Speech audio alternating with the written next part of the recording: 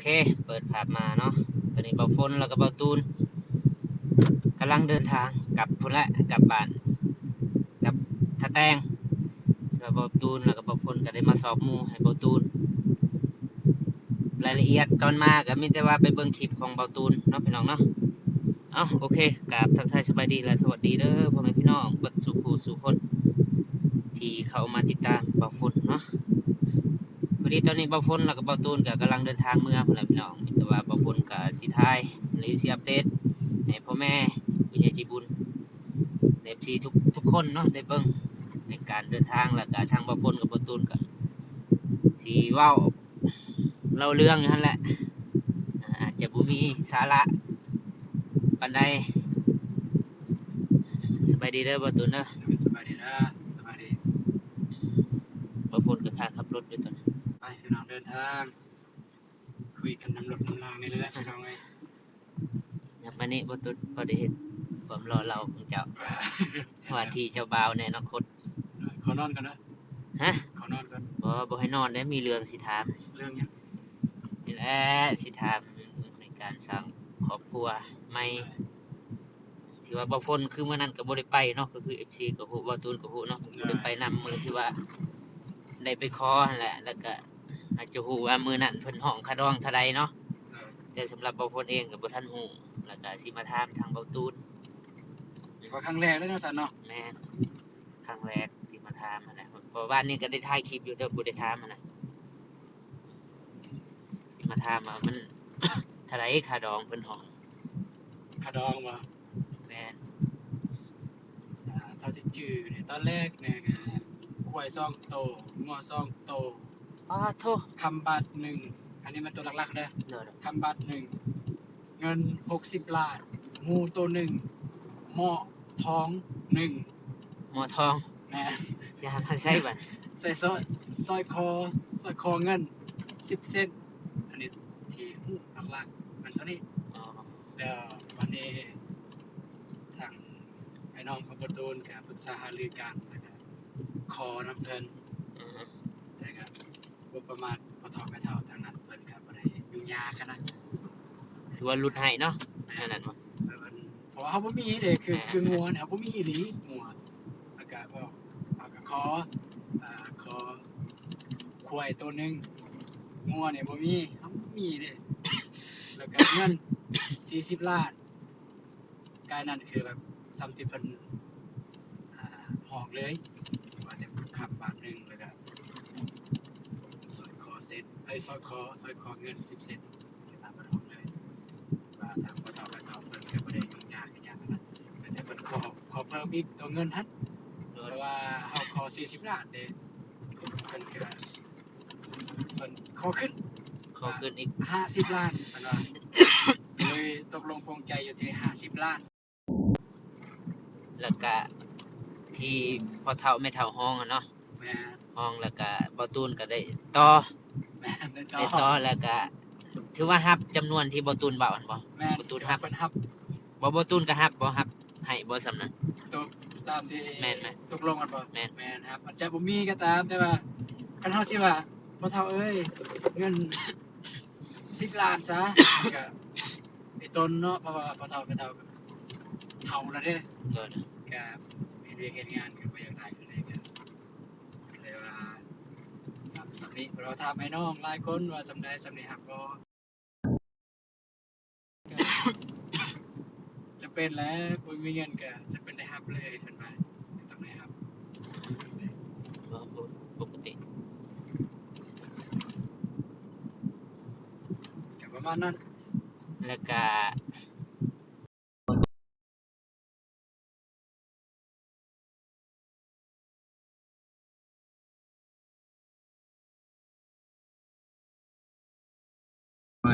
แล้วเอ้ยอีก2 มื้อหรือ3 มื้อแต่งเลยคือเฮาบ่ทันเฮาบ่มีเงินมันจอโพดมีตัว50 ล้านนั่นแหละ ต้อง50ล้านคำนี่มีแล้วบ่ คำแม่นให้แล้วมี ให้แล้วให้แต่มื้อนั้นแล้วบ่ ให้แต่มื้อนั้นเลย แต่ว่าเงินนี่ยัง เงินได้ยัง มี แล้วก็คำนี่เพิ่นยังให้เอิ้นว่าให้ไปพิสูจน์ ไปพิสูจน์อยู่หานคำว่าแม่นคำแท้หรือบ่ โอ้ หรือว่า มีพิสูจน์อีก คำ บ่ จักเปอร์เซ็นต์แม่นครับ แต่ว่าเฮาบ่ตัวเองก็ได้คำอันใดนำค่าดองของน้องสาว โอ้ต่อเนาะ แม่นต่อๆกันเขาบ่ได้ใส่ดอก แม่น ได้มาปุ๊บเขาก็เมียนไว้จังซั่นนะ ๆคำแท้คำปลอมก็เฮาก็ต่ออีกบ่ฮู้ดอก บ่ฮู้ว่าคำแท้ครับว่าบ่ฮู้เฮาได้มา แต่เพิ่นนั่นน่ะเด้ แม่นๆก็คือเฮาซื้อแต่หันคำเฮาก็ไปคือเราก็คือน้องสาวจ้ะเนาะพวกน้องสาวเจ้าก็ซื้อแต่หันคำนะเราก็บ่ฮู้ว่าคำแท้คำปลอมเรามาให้เฮาบัดนี้เฮาก็ต่ออีก แต่ว่าอยู่ในใบอยู่ใน บินคำแท้ 100% เพิ่นว่า แต่บ่มีดอกคำแท้ 100% อยู่ประเทศลาวเนาะ แม่น มีแต่99นี่มี 99.9 วันแน่นอนเลยครับ เวลามันสำเร็จรูปออกมา มันจะมีการเคลือบ2เคลือบ4ว่าสิซะ และที่มาซื้อหมูนี่นั่นใดตัวนี้ซื้อหลายเทื่อแท้คือซื้อหลายแท้มื้อนั้น มื ก็ อ ไป ซื้อมื้อนั้นมือบ่ฝนกับบ่ตุนลงมาซื้อมื้อนั้นคือหมู่ที่เอาไปสู้ขอ ไปสู่พอ แม่นหมู่ที่เอาไปสู้ขอแล้วลงมาซื้อมื้อนี้คือหมู่ที่ให้ปานาย ให้ปานายเนาะ แม่นให้ปานายตัวหนึงแล้วก็เอาไปให้พ่อเฒ่าแม่เฒ่าตัวหนึงเพราะว่าเฮาบ่สามารถเฮ็ดได้ตามที่เพิ่นต้องการ คันตามที่เพิ่นต้องการนี่คืองานดองอะนะแต่งเลย คือเฮาบ่สามารถตอบสนองตามที่เพิ่นต้องการ มันด่วนโพดเนาะ ด่วนแม่นเฮาก็เลยขอเลื่อนซะแบบเป็นเดือนเฮายอมเสียหมู่ให้ เพราะว่าทุกสิ่งทุกอย่างเฮาเป็นคนลงทุนเนาะในการจัดดอง เพราะว่ามันขึ้นอยู่กับเจ้าบ่าวเนาะนั่นน่ะบ่ ตัวนี้บ่บัดมืองานนั่นบ่ฮู้ว่าแนวใดเดี๋ยวบ่ตูนก็สิลองถามปานายอีกครั้งหนึงแล้วก็เพราะว่ารุ่นลึกๆแล้วบ่ตูนก็อยากเชิญชวนหมู่คู่คนฮักแพงบ่ แม่นตามความคิดเบาฝนนั่น ให้มาลื่นน้ำมาร่วมน้ำนะถึงแม้ว่าบ่มีหยังกินก็ตาม เพราะว่าครั้งหนึ่งในชีวิตมันต้องมีแบบนี้นะกับหมู่กับครู อยากเชิญชวนแบบนั้น แต่ว่าตามบ่ตูนคิดว่าถ้าเฮามีเงื่อนไขหนึงเฮามีเงื่อนไขแบบใดคือจะสิค่าดอง50ล้านนี่มันค่าดองตายตัวแล้ว50ล้าน เนาะ แต่ว่าถ้าเฮามีเงื่อนไขอีกเฮามีเงินอีกเงินต่างหากเงินที่เฮาจะจัด งานเนาะ งานอย่างว่าเอาเต้นเอาเครื่องเซฟเครื่องเสียงอะนะแล้วก็เอาอหยัง อันแหละจำนวนในงานนั่นน่ะพิธี นั่นแหละคือของกินอันนั้นนะคิดว่าน่าจะมีแล้วเพราะว่ามันมีไตโตแล้วอยู่หั่นหมูใหญ่ตัวหนึงเพิ่นว่าหมูใหญ่หรือถ้าเฮาบ่อยากได้หมูใหญ่ถ้าอยากจัดงานแบบนั้นนะครับถ้ามีงัวมีควายก็เอางัวควายมากินมาเดินแขกคนมาร่วมงานจังซี่แหละทางบ่ตูนก็เห็นใจเพราะว่าFC ที่เพิ่นแบบว่าบางทีมันมีคนอยากมานะอยากมาร่วมงานก็อยากจัดงานแบบนั้น ก็สามารถมาแสดงความยินดีได้เนาะ แมนสามารถมาแสดงความยินดีได้แบบนั้นเลยว่าอยากร่วมเติมกับไอ้น้องเพิ่นกับปนายเพิ่นนั่นแหละคือประตูเราเนี่ยเราต้องมีงบแบบนั้นงบที่เราจะซื้องบจัดงานเลยวะง่ายๆซะเพราะว่าตัว50ล้านเนี่ยมันคันรองตายโตแล้วอันมันบ่เกี่ยวกับงานแบบนั้นคิดว่าเด้ตามที่ประตูเข้าใจมันแบบนั้นตามที่ประตูเข้าใจตามผู้ใหญ่เพิ่นลงกัน แต่ถ้าเบิ่งถ้ามีเงินไขสิถามให้น้องถ้ามีเงินไขก็สิจัดแบบว่าเอาสามารถเชิญหมู่คู่มาได้แบบว่ามีหมู่เจ้าบ่าวเพื่อนเจ้าบ่าวบ่สิ เพราะว่าในชีวิตเฮามันจะมีอยู่ครั้งหนึงเนาะบางเทื่อก็เป็นครั้งสุดท้ายที่ว่าภาษาบ้านเฮาจักแนวใดเขาเอิ้นภาษาลาวจักแนวใด ภาษาบ้าน เขา เฮา ได้กินแบบเฮาอะนะงานดองเฮาอะนะ แม่นคือความปรารถนาของเฮาคือเฮาบ่อยากมีหลายเทื่อซั่นซะถามว่าเฮามีงานดองหลายเทื่อมันดีบ่แน่นอนมันบ่ดีถ้ามีหลายเทื่อต้องมีหลายเมียแม่นบ่ เราก็อยากได้แบบว่าครั้งเดียวนะครับเมียเดียวเลยอย่างนั้น แต่ว่าก็บ่มั่นใจอนาคตคือกันเนาะมันบ่แน่นอนหั่นน่ะคือแม่นฮะ แต่ว่าเรื่องอนาคตบ่ได้ นั่นแหละ เอาปัจจุบันให้มันดีที่สุด แม่นหา สิว่าแบบแต่งงานเทื่อเดียวอะนะความหมายว่าคือบ่พ้นว่าเฮาบางเทื่อเฮาบ่ได้เลิกกันแต่ว่าชีวิตคนเฮามันบ่แน่นอนอะจากเป็นจากตายมันก็เป็นไปได้เบิดนั่นทุกคนเทื่อมี แบบว่า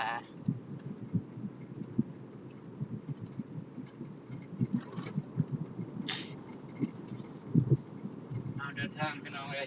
ทางบางคนเพิ่นอยากรู้ข้อมูลแบบประมาณนั้นแหละพี่น้องเนาะแต่สำหรับมือแต่งมันคิดว่าน่าจะเป็นท้ายเดือน ท้ายเดือน ท้ายเดือนนี้ มั่นใจบ่ท้ายเดือน ก็บ่ฮู้แต่ว่าทางนั้นเพิ่นให้อยากให้จัด บ่ให้กลายเดือน3นี่เนาะ เลย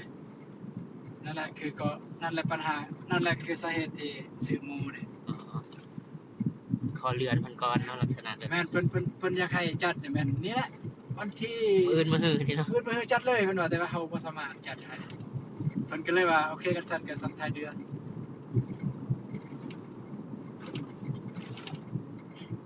เอาเรื่องเงินเรื่องคำสิจัดนี่คือบ่อีหลีเลยว่าตัวนี้ต้นเลยอีต้นแม่อีต้นตายอีต้นนอกคือได้ยินแบบว่าประตูกำลังนอนอยู่ได้ยินจบว่ามีเงินสิซื้อหมูซื้อนั่นซื้อเป็ดซื้อไก่อันนั้นแบบว่าจังซี่นะคนเข้าใจแล้วเนาะ เด้อ จังซี่นะอีต้นเด้ถ้าเป็นไปได้เด้ถ้าเป็นไปได้เลยนะถ้าประตูมีเงินคือประตูบ่อยากให้ไอ้น้องเสียจักพันเลย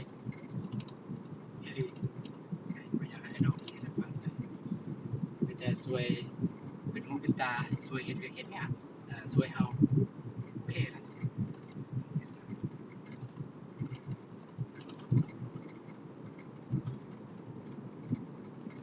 ก็ให้ส้มกับเพิ่นลงทุนหั่นนะกับเฮาเนาะคือพ่อแม่อ้ายน้องก็เต็มที่แล้วตามเบิ่ง แม่นเต็มที่ไอ้น้องปกติเลยไอ้น้อง เพิ่นก็บ่ได้ขัดขวางบ่ได้จมบ่ได้ว่าติแบบว่าออกเงินในนั้นพอแต่เบาตูนสร้างครอบครัวแล้วก็อันให้ฮักกันนั่นแหละเนาะจุดประสงค์เพิ่น ตามที่อ้ายน้องของบตูนเว้าตามที่เขาเคยเราคุยกันบตูนฮู้นะไอ้น้องครับเป็นจังไดอ่าเพิ่นบ่มีเลยแบบแนวโน้มว่าบ่มักเด้แบบว่าบ่คักเด้ข้อยกำลังว่าสิมีเงินแล้วแบบบ่มีเงินแต่เจ้ามาเอาเมียแบบนี้บ่มีนั่นน่ะโดยที่คำตอบของเบาของอ้ายบตูนเนี่ยตอนที่บตูนได้ยิน แบบใจความแบบนี้ประมาณว่าแนวใดก็ตามแต่เอาเรื่องคาดองนะ เด้อ คาดองสิแพ้กับสันใดก็ตามแต่คันเฮามาเขาอ้ายพร้อมสิสู้คันน้องว่าน้องมั่นใจน้องมักเขาประมาณนั้นนะพวกอ้ายก็พร้อมสิสู้พร้อมสิยืมเงินพร้อมสิกู้เงินผู้นี้เงินผู้นั้นเพื่อเอื้ออำนวยความสะดวกในการแบบว่าขอเมียหรือว่าในการ จัดงานในครั้งนี้มันว่า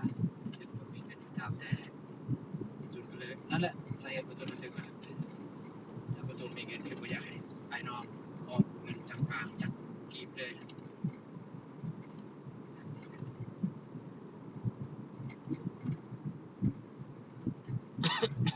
แต่ปัญหาบ่มีอันนี้ที่ยังกังวลที่สุดคือเงิน50 ล้าน คือว่าปัจจุบันนี้บ่ทันมีว่า50ล้านหรือว่ามีนิดๆหน่อย เล็กๆน้อยๆมีแล้วเล็กๆน้อยๆเอาเรื่องเงินผู้ใหญ่ยังก็มีอยู่ก็ได้เล็กๆน้อยๆมีแล้วแต่ว่ายังบ่ครบตามที่เพิ่นต้องการว่าซั่นๆ แต่ถ้าให้มีอีหลีบ่ต้องหรูหราคือบ่ตุนเบานะอยากจัดแบบเราสามารถเสิร์ชครูฮักคนฮักแพงอ่าทีมงานมาร่วมงานนะครับคันเขาจัดแบบนั้นงานมีแต่ไปผูกแขนแม่นบ่ผูกแขนถ้าเขาจัดแบบเดิมๆจะบ่มีงานผูกแขนบ่มีผูกแขนนั่นแหละคือสาเหตุที่แบบว่าถ้าผู้สามารถมีงานได้แต่ว่าก็อยากจัดแบบที่บ่ตุนเบาอยากจัดแบบ สามารถร่วมงานได้เลย แบบส่วนหมู่คู่มันแบบเป็นมาอีหยังแบบสิทธิพิญาณน่ะนะว่าเฮาสร้างครอบครัว มาแสดงความยิน ดี แม่นก็แสดงความยินดีนำกันแต่ก็เป็นการดีคือกันถ้าว่าเป็นไปได้อะนะอีกตามเงื่อนไขเขาอีก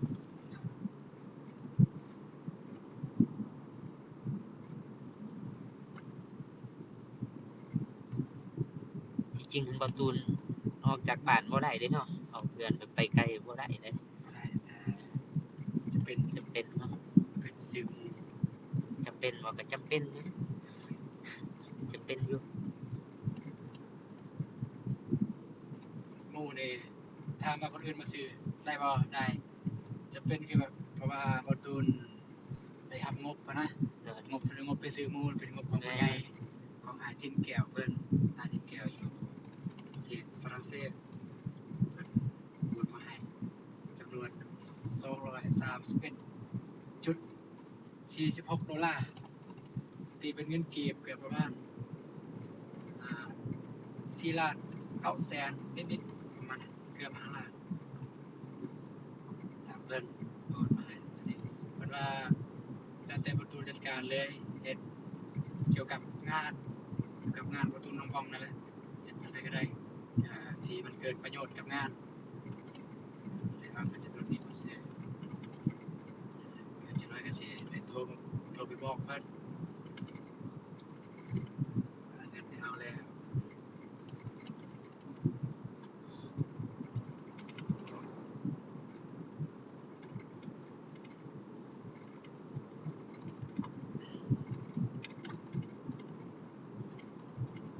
หยุดพักก่อนเว้าฮอดครึ่งทางแล้วตอนนี้ สิฮอดบ้านแล้วสิฮอดข้าวแตงนี่สิหน่อยหาหน่อยหนึงสิแวะไปซื้อ ซื้อหยัง หัวอาหาร บ่ ไก่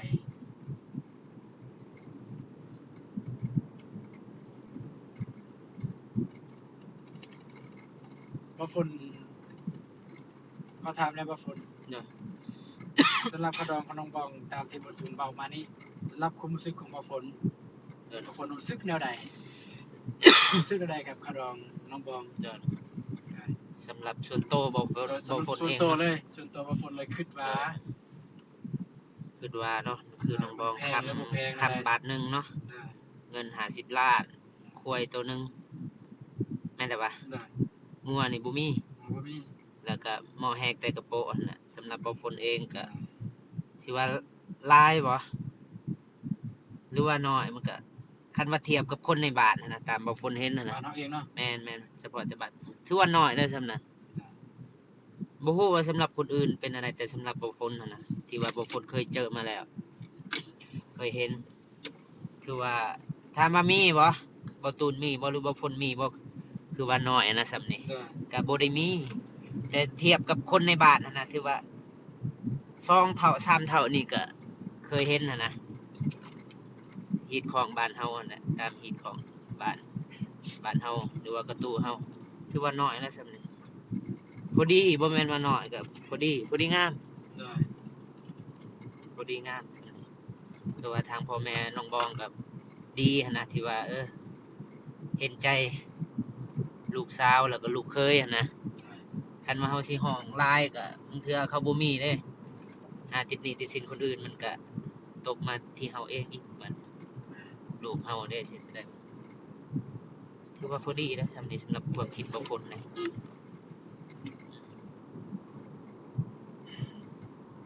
สำหรับบ่ตูนเด้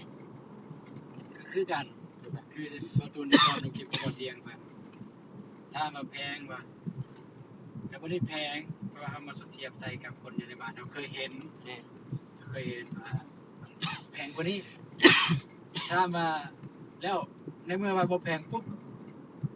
จะมีบ่สำนักก็บ่มี แม่น เดี๋ยวนั้นก็บ่มี เทื่อก็ติดเอาอยู่หั่นแหละผ่อนแต่ละปี อันผ่อนได้แค่แน่นี่เพิ่นให้จ่ายสดเลย แม่น จ่ายสดเลยตัว50ล้านเนี่ยให้จ่ายสดเลยประตูนก็ได้ยอกน้องกองเยอะหลังใหม่น้อง50ล้านนี่ติดหนี้ก่อนเด้อ 50ล้านประหารใจ ยอกน้องเพิ่น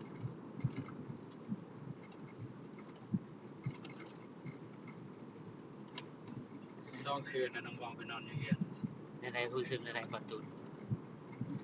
มีคนปลุกตอนเช้า ฮะ มีคนปลุกตอนเช้า นาฬิกาปลุกเนาะ แม่นมีนาฬิกาปลุกแบบนอนคนตื่นมาปลุกแล้วก็ปลุกเข้าแต่ว่าตอนเพิ่นตื่นเพิ่นบ่ได้ปลุกตอนเพิ่นตื่นแต่ว่าตื่นคือผู้หญิงมักตื่นไวเนาะ เออ บ่ได้ปลุกแต่ว่าบัดฮอดฮอดแบบฟ้าสางแล้วแบบตะเวนสิออกแล้วคือบ่อยากให้เฮานอนคือปกติเฮานอนจน 8-9 โมงอะนะ ตื่นก่อนตะเวนเนาะ แม่นตื่นก่อนตะเวนเพิ่นมาปลุกว่าแจ้งแล้วเรียกเฮ็ดงาน ที่จริงเนาะประตูนก็เคยปรึกษาบ่ฝนอยู่ตอนนั้นบ่ฝนก็แนะนำก็ดี เพราะว่าน้องบองบ่ตูนก็นึงมาก็เป็นคนดีแล้วก็ฮักกันนั่นแหละคือบ่ฝนเห็นก็คือฮักแท้ก็เลยอยากให้เอากันนั่นแหละเนาะบ่อยากให้ปะกันบ่อยากให้เลิกกันอ่าก็คือถือว่าสิว่าอะไรเด้ตามอีหยังวะสิว่าอะไรวะบ่เป็นสิเว้าภาษาไทยบ่ ภาษาลาวเลย ภาษาลาวก็บ่เป็นสิอะไรเด้ ภาษาแฮเลย ภาษาก็มีแต่ว่านะคือบางคนเคยเว้าอยู่ในคลิปอ้ายเฮาได้เอากันเมื่อใดเฮาได้เอากันได้ฮักกัน คือจังปั้นข้าวเหนียวหั่นว่าบ่ให้แตกแยกกันนั่นนะคือบางคนกับคือผ่านมาเนาะแต่ทมิตรพุ่นแหละทางไอ้เตียงเพิ่นเคยไปถ่ายเนาะอยู่สวนให้ชมกับที่เบาฝนได้เสียสละ คนที่ว่าเบาฝนฮักในมือนั้นหั้นนะเสียสละให้หมู่ซึ่งเป็นหมู่ที่ว่าฮักแพงและสนิทสนมคือเบาตูนนั่นแหละกับน้องบองเพอตอนนั้นก็เบาฝนก็มีใจมีแบบมีใจให้น้องอยู่ เราก็ได้เสียสละให้เบาตูนสมกับที่เบาฝนได้เสียสละให้ดูแลเบิ่งแยงคือเพิ่นว่าในป่ากับดินก็มีมือใดมือหนึงกัดกันนะ ผู้หนึงเป็นไฟผู้หนึงเป็นน้ำเพิ่นว่าผิดนิดผิดน้อยก็หาภัยให้กันเฮาเป็นผู้ชายนะสิอดดีที่สุดทุนเฮาอดได้หั้นนะอดหลายกว่าหมู่แต่ว่าก็ประมาณนั้นแหละเว้าหลายก็จังนั้นได้บ่ตูนแห่งฮู้อีก โอ้โห ฮู้บ่ฝนสิก็ได้เว้าได้สอนหมู่ครูนั่นแหละน่าจะเป็นการดีนะสำหรับบ่ฝนขี้หลายเฮาก็ได้เว้าอะนะต่อไปมันเดี๋ยวเฮาสิบ่ได้เว้าบ่ได้สั่งสอนแบบนี้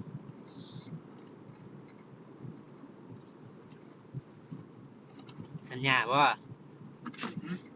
สิบ่เฮ็ดให้น้องเสียใจสัญญาบ่ ตามมาสัญญาว่าสิไปนอนเสียใจ อันนี้เป็นความจริงนะอันนี้เป็นความจริง นั่นแหละ เพราะตูนบ่กล้าสัญญาว่าสิไปนอนเสียใจ แต่จะเฮ็ดให้ดีที่สุด โอเคถือ ถ้า ว่า สมมุติว่าตูนสัญญาปุ๊บแล้วมื้อใดมื้อหนึงนอนเสียใจ ผิดคำสัญญา นั่นแหละเป็นคำสัญญา แต่บ่ตูนบ่ขอสัญญา แต่สิเฮ็ดให้ดีที่สุดเท่าที่เฮ็ดได้ นั่นเป็นกันดีคลิปยาวแล้วบ่พอแล้วสำนั้นเนาะพอแล้วเนาะพ่อตุน เลย คลิปก็ยาวๆเลยพี่น้องมีแต่ว่าถ้าติดตามคลิปต่อไปเนาะว่าจะเป็นเบาฝนบ่หรือเบาตูนสิถ่ายต่อก็ให้ FC ให้ผู้ใหญ่ใจบุญติดตามตอนต่อไปโอเคเนาะก่อนอื่นหมดเบาฝนขอบอกใจผู้ใหญ่ใจบุญอีกสิทุกท่านเด้อที่เข้ามาเบิ่งมาติดตามรับชมสอบของเบาฝนแต่ต้นจนจบเนาะเบาฝนขออวยพรให้ผู้ใหญ่ใจบุญอีกสิทุกท่านเด้อจงอยู่เย็นเป็นสุขสุขกายสุขใจเด้อสุขภาพแข็งแรงความเจ็บบ่ให้ได้ความไข้บ่มีบ่ให้ไปกับพี่บ่ให้หนีกับเพิ่นเด้อร่ำรวยเบิดสุขผู้สุขคนแล้วก็พร้อมทั้งเบาตูนแล้วก็น้องบองขอให้ฮักกันสวนนิรันดรเนาะ โอเคพี่น้องเบาฝนแล้วก็เบาตูนก็สิขอจบคลิปเพียงเท่านี้เนาะพอกันคลิปต่อไปสำหรับคลิปนี้เบาฝนผมก็สบายดีเด้อ สวัสดีเด้อ